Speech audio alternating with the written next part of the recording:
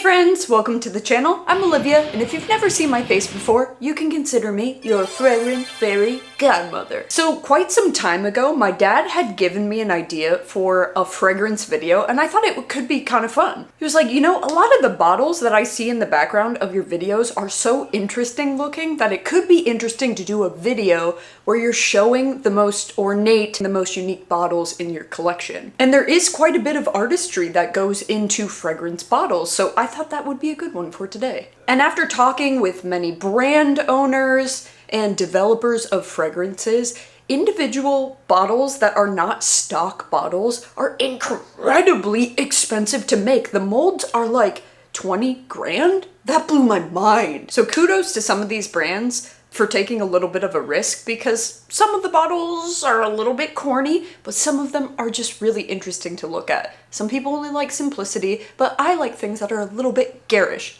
obviously. So if you want to have a look at some funky bottles, you are in the right place. But I have quite a few to show you guys, so instead of going really in-depth into the notes today, I'm just gonna give a general vibe of what these fragrances feel like, keep it short and sweet, and just show you some fun bottles. Okay, so let's have some fun, get yourself a drink, a snack, settle in, and let's get rolling. So first off is a fragrance that I actually got sent from Louboutin, which I was shocked. Here it is.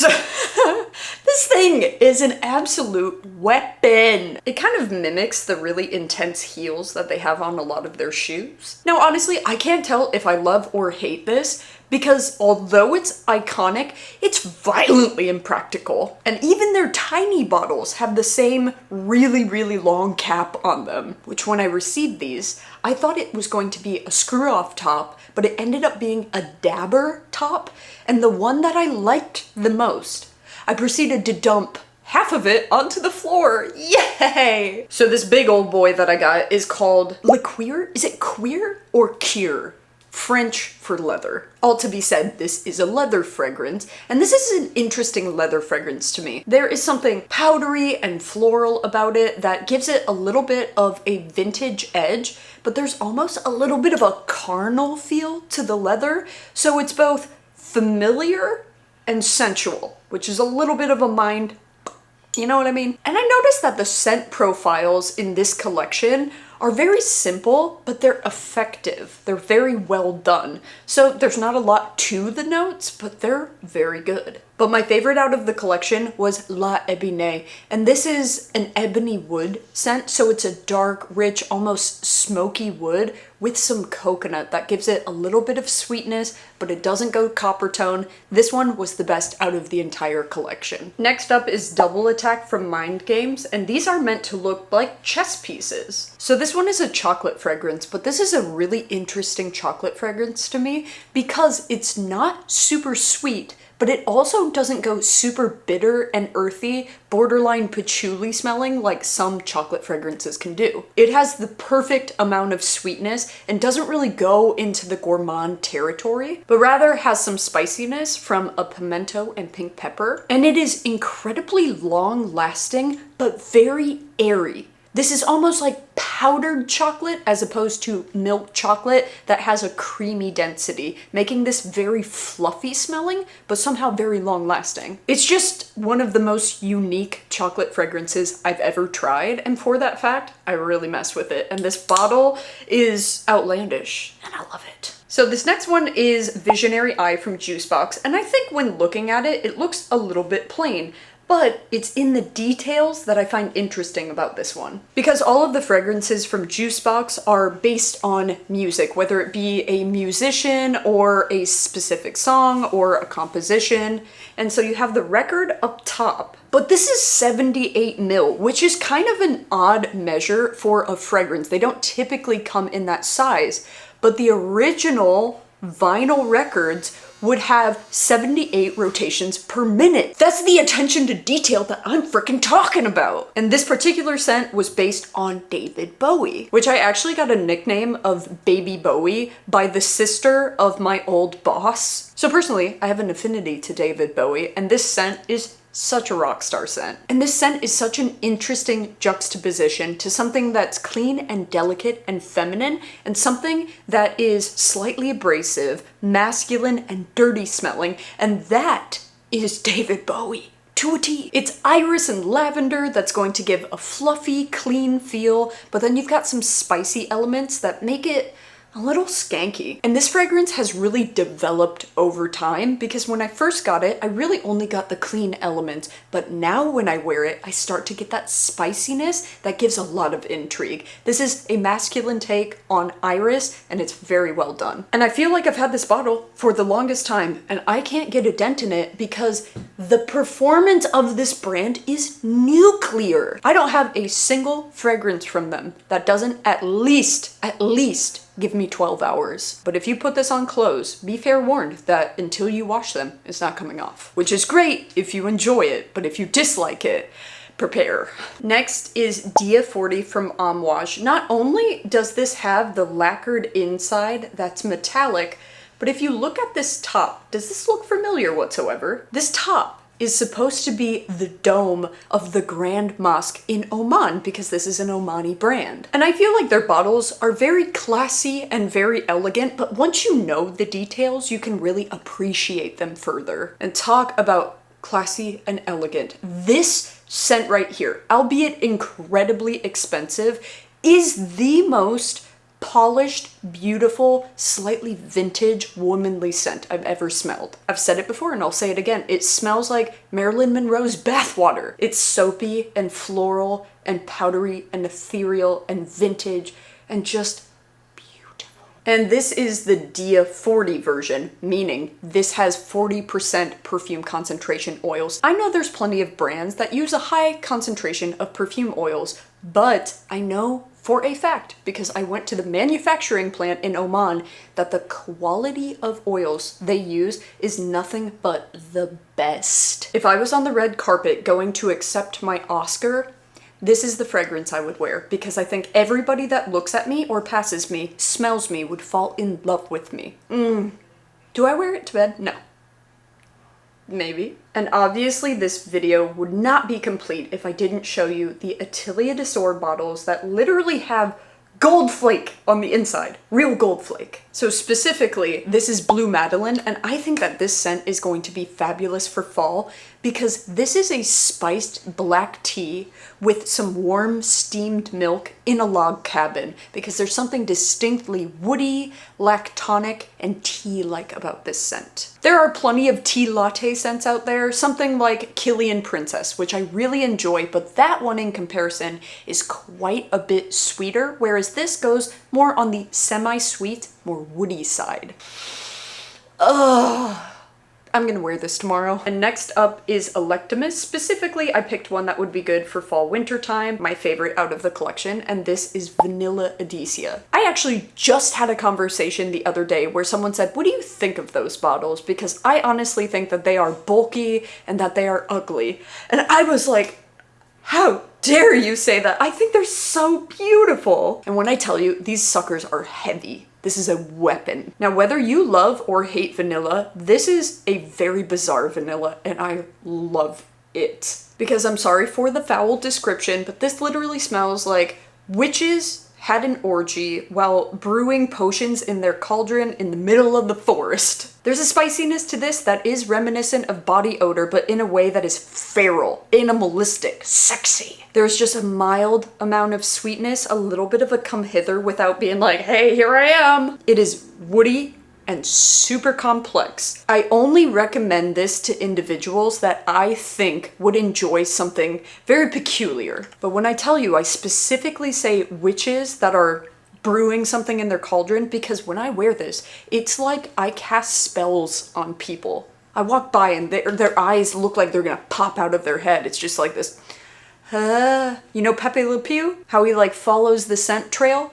That's this. But it's not gonna be everyone's cup of tea. Don't say I didn't warn you. Next is a brand new one to my collection that I actually just got over the weekend from the brand Agatho. And it has these embossed faces on it. I find that so cool. But what's even more cool is these tops are actually genuine Italian porcelain that were made in the traditional Italian way. Look at how lovely that is. And the shape is so bizarre. It looks like a opening shell or something. So I was in Dallas over the weekend and picked this up at a niche fragrance store that they have there called The Scent Room. And a gal working there, her name was Vegas. She showed me this. I'm so happy she did because this is badass. It's called Giardinodiercole, which means Garden of Hercules. And this is dark and smoky and mysterious. It has lavender, black pepper, incense. It's super woody and just mysterious. And I ended up wearing this to dinner that evening, and all the women were like, oh, I want my husband to smell like that. Fuck it, I want to smell like that. It's warm, smoky and rich. It has patchouli and amber and cashmere and musk. Ugh. And there's something about incense fragrances in fall that just make me feel like I'm walking into a Roman cathedral. And Italy is the most beautiful place I've ever been in my entire life. So this is an Italian brand, but it smells like Italy. Now you guys might judge me for this next one because a lot of people are like, Olivia, that is so tacky, but I think they're kitschy and adorable. And that is the tops on Perfect from Marc Jacobs. We've got the dice and a banana and a star and cherries and a kitty and a heel. It's fun, okay? It's fun. So this is actually the brand new Elixir version. And if you like the original, there is some of the original DNA in this, but it is quite different. You still get that tangy rhubarb, but it doesn't quite go into the red Jolly Rancher category like the original. This actually goes quite a bit deeper because it has some honey, it has some patchouli. So this is much more of a dense, almost slightly more mature version. Don't get me wrong, it's still a sweet Marc Jacobs fragrance, but it's got a little bit more oomph than the original, and I like it. My husband likes the original better, but I like this one because we know I like my dark scents. So this next one is just bizarre. I have no other word for it. This is by Lattafa, and it's called Art of Nature, and it's got horses, and they're literally like 3D printed on there. And although the printing looks a little bit corny, these are very substantial bottles. They're bottles they don't skimp on, even though it's affordable. They're very heavy and they're very high quality. Let's check out the sprayer. Pretty good. So as we all know, Lattafas are dupes. They don't say they're dupes, but they're absolutely dupes, and this is a dupe of Altair by Parfums de Marly. Now I have to admit, when Altair first came out, everyone was talking about how it's this rich, sumptuous vanilla fragrance, and I was really disappointed when I smelled it because it was a very intense orange blossom. And I have this thing that if I have a preconceived notion of a fragrance and it's something different, I can't really objectively look at it. I'm like, nope, that smells nothing like it was supposed to. I don't like it. Well, when I come back around and I give it a little bit of an open mind, I actually really like the fragrance. I just wasn't prepared for how much orange blossom is in there. But it's somewhat of a boozy, masculine, deep, rich take on an orange blossom. And whoo, doggy, I do not know what they put in here, but this is crazy long lasting. I only got to try this out maybe 2-3 times since I've gotten it. It's strong. It's super strong. And I would say that this is like 95% similar to Altair. So if you didn't want to spend the money on Parfums de Marly, the bottle, it's a little odd, but it is heavy and substantial, and it does last a very long time. Now you already know that I needed to include this bottle in today's video. So this is her confession from Lattafa, and the feedback that I've gotten from so many people is they're like, these bottles are way too garish, but I genuinely like it. I think it looks so cool. It almost looks like she has a little bit of a Phantom of the Opera mask on. It looks like a bust.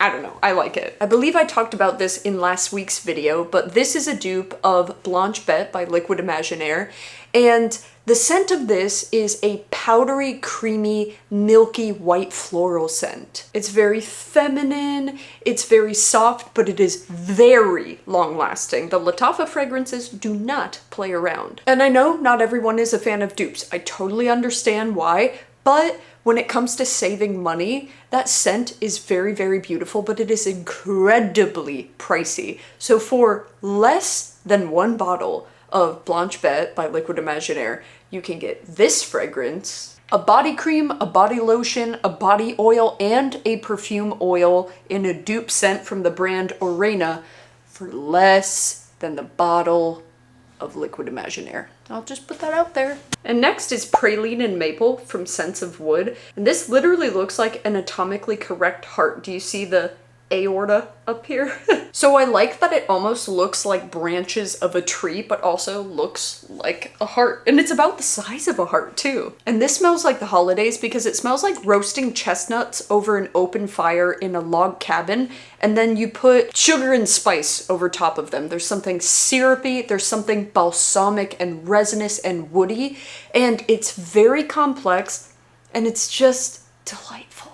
It's almost like a spiced gourmand take on a woody, sappy fragrance. That is good. That is going on my fall tray ASAP. And next up is the bottles from Orebella, but specifically this is Blooming Fire because I love the way that the color of the bottle and the oil looks when the light shines through it. I also really like the detail of the base that it sits in to look like a crystal, like a geode. Now, when it comes to the Orebella fragrances, I'm undecided if this one is my favorite or the new vanilla fragrance, but this is a beautiful scent to wear at the end of summer into fall because this smells very tropical, but it has some density, some presence to it. You have a Manoi that gives that beautiful floral tropical feel. You have a very robust and dense jasmine, but you do have some patchouli and some grounding notes in it as well. Some people have said that this reminds them of Alien by Mugler. Alien gives me a headache. This does not give me a headache whatsoever. I can see the comparison when it comes to that very dominant jasmine, almost having a slightly classic vintage edge to it, but I just think it smells polished. I think that it smells beautiful and womanly, and I feel like it smells like summer vacation in a way that isn't an overdone tropical coconut sunscreen blah blah blah. I'm so sick of those scents. By nature, I feel like any fragrance with jasmine will bear the comparison of being too mature, but I do not find this too mature. I think it warms up on the skin and smells stunning. But the only thing I wish that this came with all of the big bottles because this just looks so cool when sitting on your mantelpiece. I just want to put it on a rotating platter so that way when people walk in, there's a light behind it and it's just spinning around my room. Next up are the bottles from the Charlotte Tilbury collection. I really like that they have this mouth on here. I love the red color. But can we just talk about the shape of this? What does that look like to you? And the name of it is more sex, and it has a top like that looks like a butt plug. But besides the cap having a little bit of a connotation to it, this is a beautiful hybrid between a Your Skin But Better scent that is creamy and musky and slightly animalic and smells like the skin of your lover with something that's a little bit more dark and dirty and sensual. So it doesn't take it all the way into the funky, dirty, nasty territory. It has a clean edge to it, but it's not fully a skin scent. So imagine those beautiful Your Skin But Better clean out of the shower scents had a baby with dirty, raunchy hot sex. There you go. That's this. Peppery, musky leather, and a little bit ambery. Next up are these bottles from Liquid Imaginaire, and I don't know if you can see, but I have my name embossed onto this one. What I think is cool is it has this little talisman right here that's actually a key, and this is supposed to be symbolic of using fragrance as a key to unlock an imaginary world. And this cap is actually a little reservoir, so you can spray this in here and burn the alcohol off, leaving the pure perfume oil right here, so that way you can wear that. I attended an event with them and it was a party trick that they showed us, and it's cool. It only burns for a second, but it was very interesting. And this fragrance is called Homme de Coeur, and this one took me a second to get used to because in the beginning, you are just smacked with a ton of pink pepper. I think that it's a little bit too much in the beginning, but it does go away. Then you start to get some citrusy, juicy elements coming from a blood orange, but then it dries down to be a very complex, spicy, woody fragrance. So it does take you on quite a bit of a ride, and in the beginning, I wasn't sure if I wanted to go on that ride. So I like the dry down a lot more than the opening. So if you try this one out, disregard the first 15 minutes because it's all pink pepper. Unless you love pink pepper, and then you would like this. And of course, who would I be if I didn't show you the Oud For Greatness bottle? Just look at the gold detail in this with the eye and the emblem. This is stunning. You can't tell me otherwise. Oh, this is dark and spicy and masculine and woody and rich. And this is what I imagine Jason Momoa would smell like. Just a hot, rugged dude. Oh, I love this scent. And despite it smelling like a hot, rugged dude, I wear this frequently because it makes me feel powerful. I've had this bottle for quite some time and I can't get a dent in it because I can't wear more than 1 to 2 sprays without choking myself out. Spicy, bold, masculine, slightly abrasive in the best way possible. Just rugged. Hot, sexy, rugged. Jason Momoa. I have to say that Elle Anniversary by Xerjoff has to be the most beautiful bottle I have in my collection, with the pink and the gold flake and this almost mother of pearl-esque placard on the front with the gold swoop. That is stunning. And this is a juicy, fruity, musky scent. There's some lychee and green apple in the beginning, but the combination of the two to my nose smells like juicy watermelon. And I already made quite a little dent in this fragrance, and this is like a special anniversary collection and very, very expensive, so I'm trying to slow my roll because I don't want to finish it. These are so pretty. Smells like a Disney princess. And lastly is Borelli by Tiziana Terenzi. And I just find something so elegant of the shape of the bottle, the size of the cap, and these bottles are so dense and heavy. They're so luxurious feeling in your hand. And this fragrance right here is the alpha and omega of clean laundry fragrances. If you are the type of person that likes to smell like your clothes are hot out of the dryer, you had an everything shower in which you shampooed, conditioned, shaved your legs, shaved your upper lip, exfoliated, put on body cream, lotion, oil, the whole bit for days on end. This right here. This is like Blanche by Byredo on steroids. This is the ultimate clean girl fragrance. But she does come at a violently pretty penny, so if you like this, I would either suggest just going with Blanche by Byredo, or if you wanted to save even more money, going with Crescent Beach by Abbott NYC. Because although this is fantastic, the price of it is, it's painful. It's painful. So that's all I've got for you guys today. I hope you enjoyed looking at some beautiful bottles. I know that there are some that are not super unique, but they had little aspects that I found interesting and I wanted to share them with you, and I really enjoyed the architecture that goes into the making of a fragrance. Not only the scent, not only the story, but the presentation of it as well. Because there's certainly something to be said about the presentation of a fragrance and how it shapes the experience that you have with the scent. I genuinely think that you could have the same scent in a cheap bottle and a fancy bottle, and people would have different opinions on them simply based on the presentation. If you have any fun, funky bottles in your collection, leave me a little comment down below so that way I can have a gander at them. Thank you guys for watching. I'll see you next Saturday, 10 a.m. PST. You know where to find me right here. And until then, take care of yourselves, my friends.